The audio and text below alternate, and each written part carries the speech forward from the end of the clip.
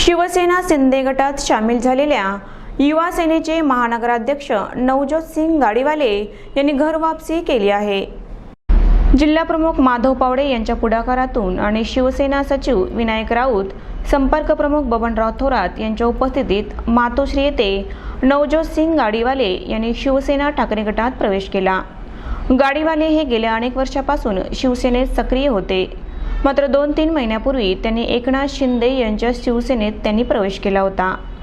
विनायक राऊत यांच्या हस्ते शिवबंधन बांधण्यात आले। दरम्यान गाडीवाले यांनी युवा नेते आदित्य ठाकरे, खासदार संजय राऊत यांची भेट देखील घेतली। यावेळी सहसंपर्क प्रमुख दत्ता पाटील कोकाटे, भुजंग पाटील, जिल्हा प्रमुख माधव पावडे, बंडू खेडकर, बबन बारसे, जिल्हा संघटक नेताजी भोसले, उपजिल्हा संघटक अविनाश तरोडेकर यांच्यासह अनेकांची उपस्थिती होती।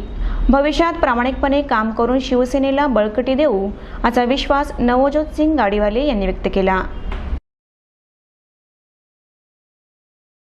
काही छोट्या मोठ्या गोष्टीमुळे रागाच्या भारामध्ये आपण शिंदे गटामध्ये प्रवेश केला होता, परंतु मातोश्रीने आपली नाळ जुडलेली आहे।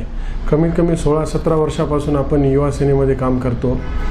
कुठंतरी मनामध्ये तिकडं प्रवेश करून अंतर्गत भावना आमची इकडंच होती आणि काम करण्यासाठी खूप अडथळे होत होते, म्हणून योग्य वेळी आम्ही डिसिजन घेण्या 2 महिन्यातच आपण घर वापसी केली।